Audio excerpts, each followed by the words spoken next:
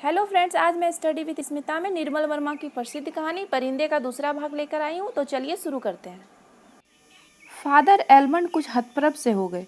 बात पलटते हुए बोले, मिस वुड, मेरा मतलब यह नहीं था।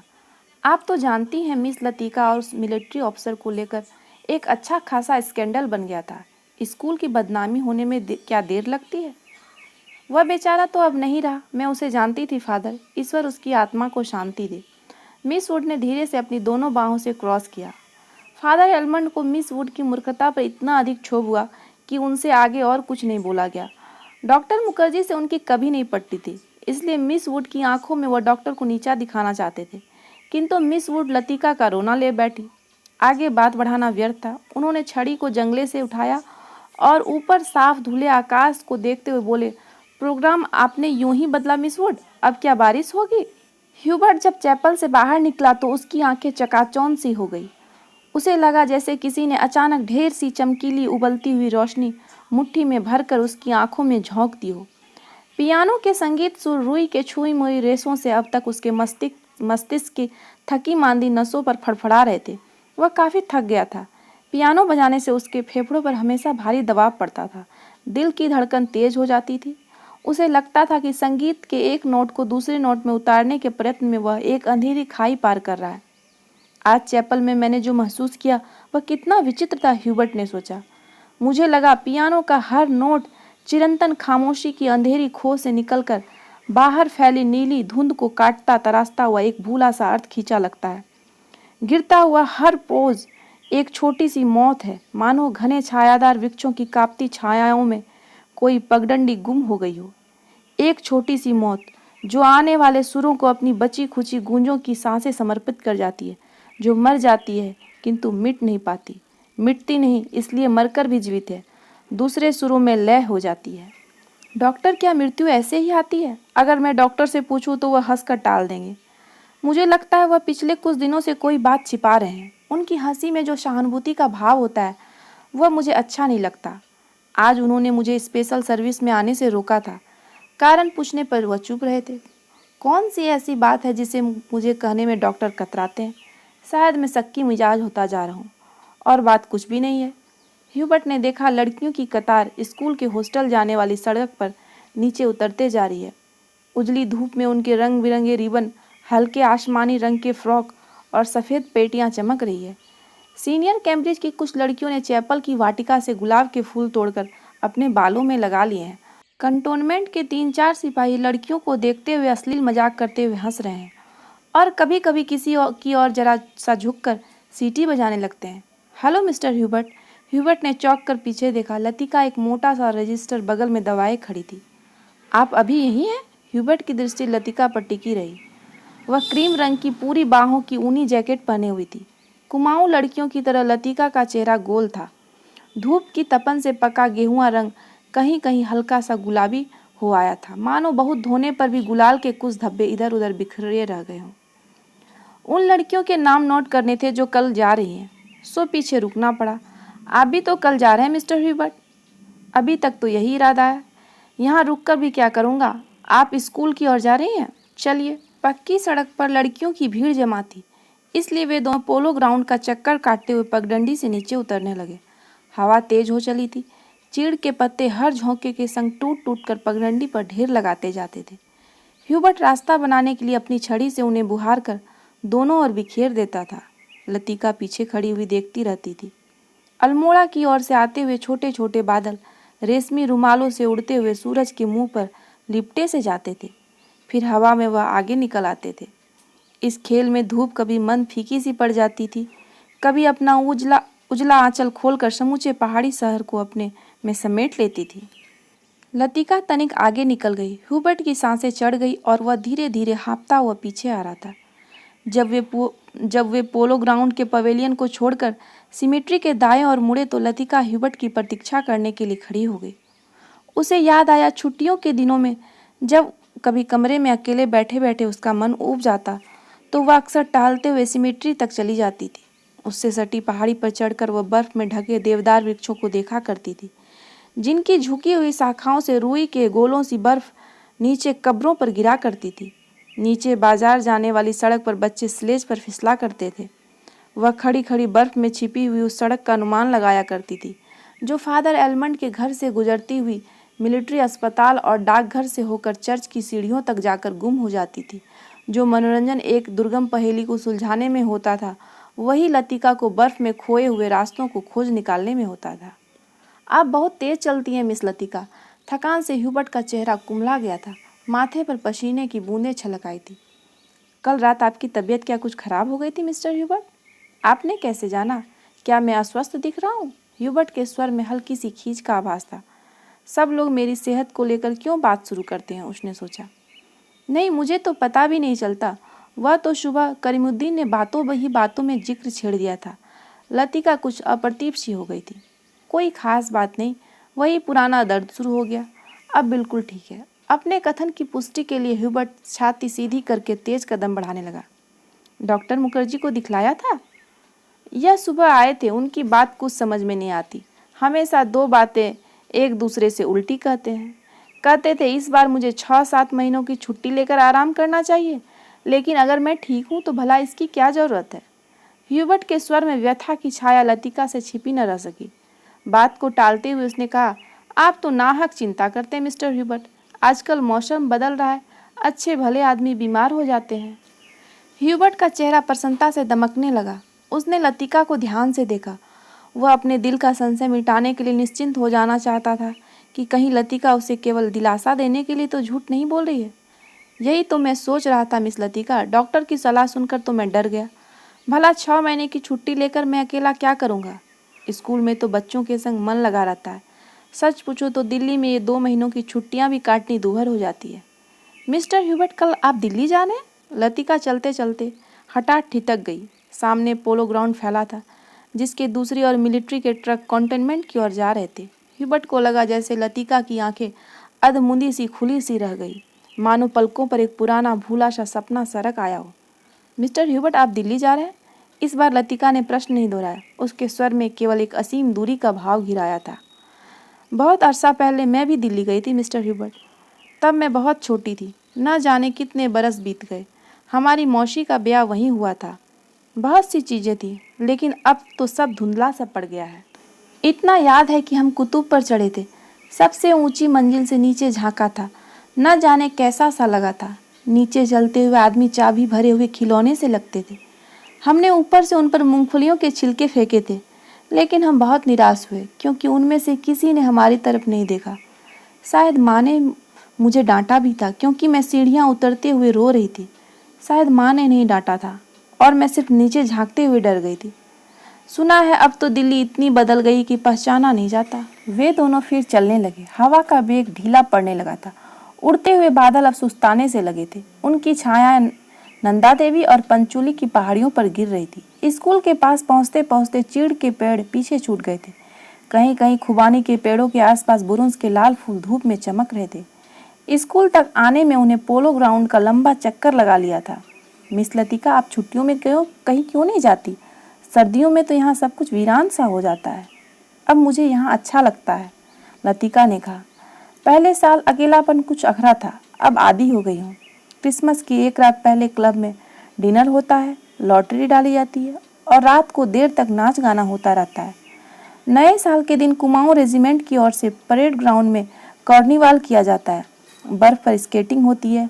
रंग बिरंगे गुब्बारों के नीचे मिलिट्री बैंड बजता है। फौजी अफसर फैंसी ड्रेस में भाग लेते हैं। हर साल ऐसा ही होता है मिस्टर ह्यूबर्ट। फिर कुछ दिनों बाद विंटर स्पोर्ट्स के लिए अंग्रेजी टूरिस्ट आते हैं। हर साल मैं उनसे परिचित होती हूँ। वापस लौटते हुए वे हमेशा वायदा करते हैं कि वे अगले साल भी आएंगे। मैं जानती हूँ कि वे नहीं आएंगे। वे भी जानते हैं कि वे नहीं आएंगे। फिर भी हमारी दोस्ती में कोई अंतर नहीं पड़ता है। फिर कुछ दिनों बाद पहाड़ों पर बर्फ पिघलने लगती है। छुट्टियाँ खत्म होने लगती है। आप सब लोग अपने अपने घरों से वापस लौट आते हैं और मिस्टर ह्यूबर्ट, पता भी नहीं चलता छुट्टियाँ कब शुरू हुई थी, कब खत्म हो गई। लतिका ने देखा कि ह्यूबर्ट उसकी ओर आतंकित भयाकुल दृष्टि से देख रहा है। वह सिटपिटा कर चुप हो गई। उसे लगा मानो वह इतनी देर से पागल सी अनर्गल पलराव कर रही हो। मुझे माफ़ करना मिस्टर ह्यूबर्ट, कभी कभी मैं बच्चों की तरह बातों में बहक जाती हूँ। मिस लतिका, ह्यूबर्ट ने धीरे से कहा। वह चलते चलते रुक गया था। लतिका ह्यूबर्ट का भारी कुंठित स्वर सुनकर चौंक सी गई। क्या बात है मिस्टर ह्यूबर्ट? वह पत्र, उसके लिए मैं लज्जित हूँ। उसे आप वापस लौटा दें। समझ ले, मैंने उसे कभी नहीं लिखा था। लतिका कुछ समझ नहीं सकी। दिग्भ्रांत सी खड़ी हुई ह्यूबर्ट के पीले उद्विग्न चेहरे को देखती रही। ह्यूबर्ट ने धीरे से लतिका के कंधे पर हाथ रख दिया। कल डॉक्टर ने मुझे सब कुछ बता दिया। अगर मुझे पहले से मालूम होता तो। ह्यूबर्ट हकलाने लगा। Mister Hubert. किंतु लतिका से आगे कुछ भी नहीं कहा गया। उसका चेहरा सफ़ेद हो गया था। वे दोनों चुपचाप कुछ देर तक कॉन्वेंट स्कूल के गेट के बाहर खड़े रहे। मीडोज पगडंडियों, पत्तों, छायाओं से घिरा छोटा सा द्वीप, मानो कोई घोंसला दो हरी घाटियों के बीच आ दबा हो। भीतर घुसते हुए ही पिकनिक के काले आग से झुलसे हुए पत्थर, अधजली टहनियाँ, बैठने के लिए बिछाए गए पुराने अखबारों के टुकड़े इधर उधर बिखरे हुए दिखाई दे जाते हैं। अक्सर टूरिस्ट पिकनिक के लिए यहाँ आते हैं। मीडोज को बीच में काटता हुआ टेढ़ा मेढ़ा बरसाती नाला बहता है, जो दूर से धूप में चमकता हुआ सफ़ेद रिक्त सा दिखाई देता है। यहाँ पर काठ के तख्तों का बना हुआ टूटा सा पुल है, जिस पर लड़कियाँ हिचकोले खाती हुई चल रही हैं।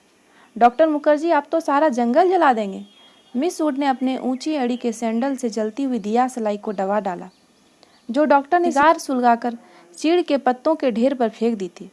वे नाले से कुछ दूर हटकर दो चीड़ के पेड़ों की गुथी हुई छाया के नीचे बैठे थे। उनके सामने एक छोटा सा रास्ता नीचे पहाड़ी गांव की ओर जाता था, जहां पहाड़ की गोद में शकरपारों से खेत एक दूसरे के नीचे बिछे हुए थे।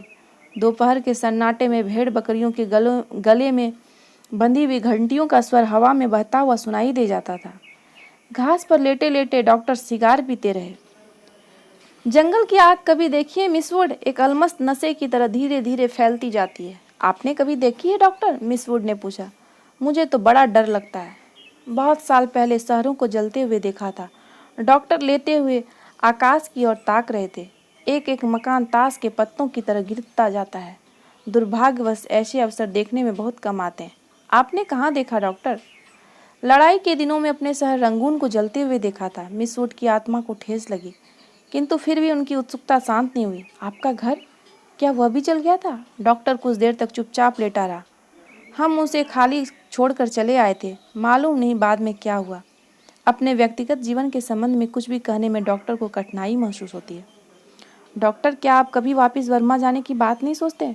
डॉक्टर ने अंगड़ाई ली और करवट बदलकर औंधे मुंह लेट गए। उनकी आंखें मुंद गई और माथे पर बालों की लटें झूल आई। सोचने से क्या होता है मिस वुड? जब बर्मा में था तब क्या कभी सोचा था कि यहाँ आकर उम्र काटनी होगी? लेकिन डॉक्टर, कुछ भी कह लो, अपने देश का सुख कहीं और नहीं मिलता। यहाँ आप चाहे कितने वर्ष रह लें, आप अपने को हमेशा अजनबी ही पाएंगे। डॉक्टर ने सिगार के धुएं को धीरे धीरे हवा में छोड़ दिया। दरअसल अजनबी तो मैं वहाँ भी समझा जाऊँगा मिस वुड। इतने वर्षों बाद वहाँ मुझे कौन पहचानेगा? इस उम्र में नए सिरे से रिश्ता जोड़ना काफ़ी सिरदर्दी का काम है। कम से कम मेरे वश की बात नहीं है। लेकिन डॉक्टर, आप कब तक इस पहाड़ी कस्बे में पड़े रहेंगे? इसी देश में रहना है तो किसी बड़े शहर में अपनी प्रैक्टिस शुरू कीजिए। प्रैक्टिस बढ़ाने के लिए कहाँ कहाँ भटकता फिरूंगा मिस वुड? जहाँ रहो वहीं मरीज मिल जाते हैं। यहाँ आया था कुछ दिनों के लिए, फिर मुद्दत हो गई और टिका रहा। जब कभी जी उबेगा कहीं चला जाऊँगा। जड़ें कहीं नहीं जमती तो पीछे भी कुछ नहीं छूट जाता।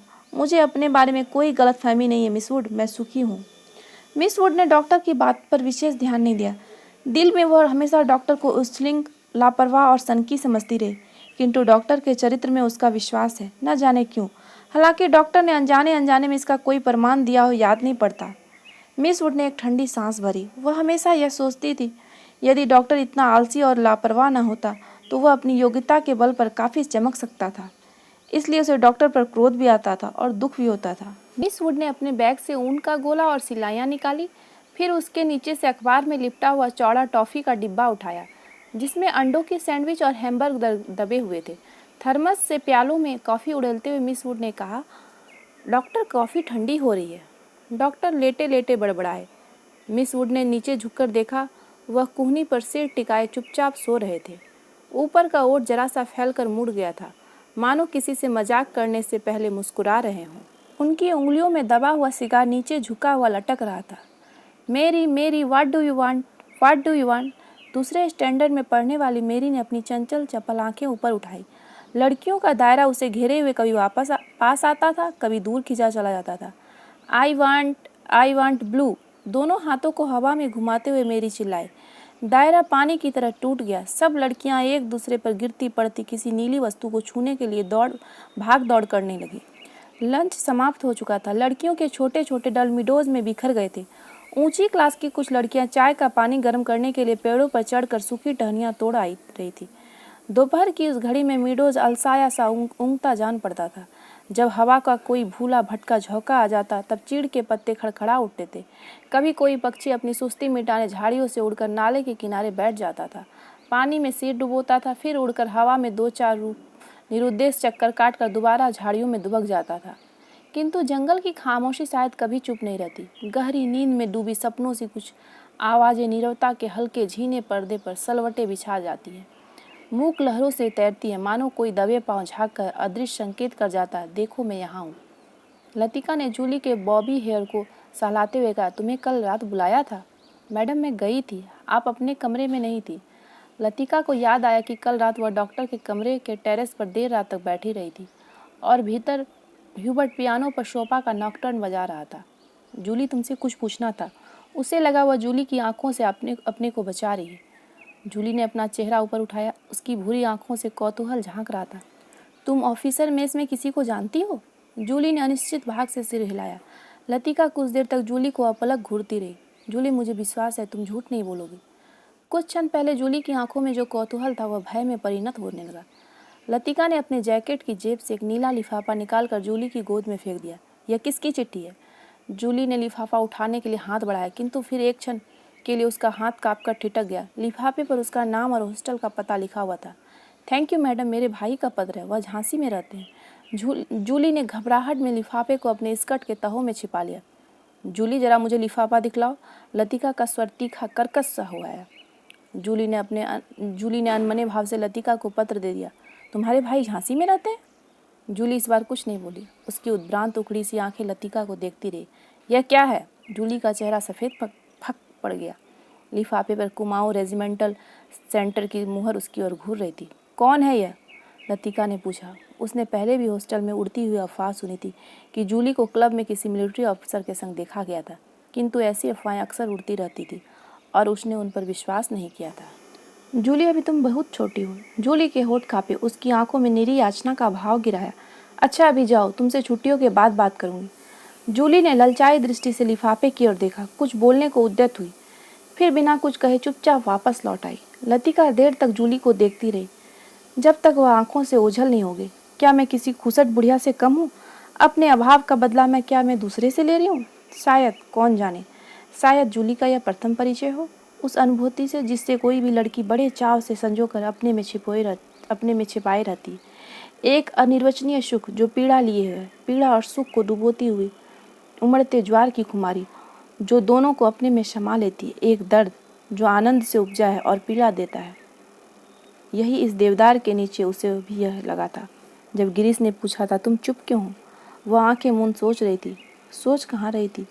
उसी क्षण का जो भय और विस्मय के बीच भीषा सा बहका सा पागल क्षण। वह अभी पीछे मुड़ेगी तो गिरीश की नर्वस मुस्कुराहट दिखाई दे जाएगी। उस दिन से आज दोपहर तक की अतीत एक दुःस्वप्न की माने टूट जाएगा। वही देवदार है जिस पर उसने अपने बालों के क्लिप से गिरीश का नाम लिखा था। पेड़ की छाल उतरती नहीं थी, क्लिप टूट टूट जाता था। तब गिरीश ने अपने नाम के नीचे उसका नाम लिखा था।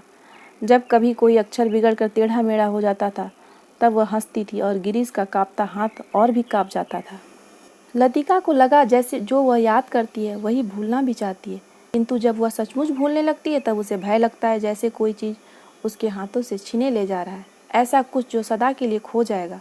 बचपन में जब कभी वह अपने किसी खिलौने को खो दिया करती थी तो वह गुमसुम सी होकर सोचा करती थी, कहाँ रख दिया मैंने। जब बहुत दौड़ धूप करने पर खिलौना मिल जाता तो वह बहाना करती कि अभी उससे खोज रही है, कि वह अभी मिला नहीं है। जिस स्थान पर खिलौना रखा होता जानबूझकर उसे छोड़कर घर के दूसरे कोनों में उसे खोजने का उपक्रम करती।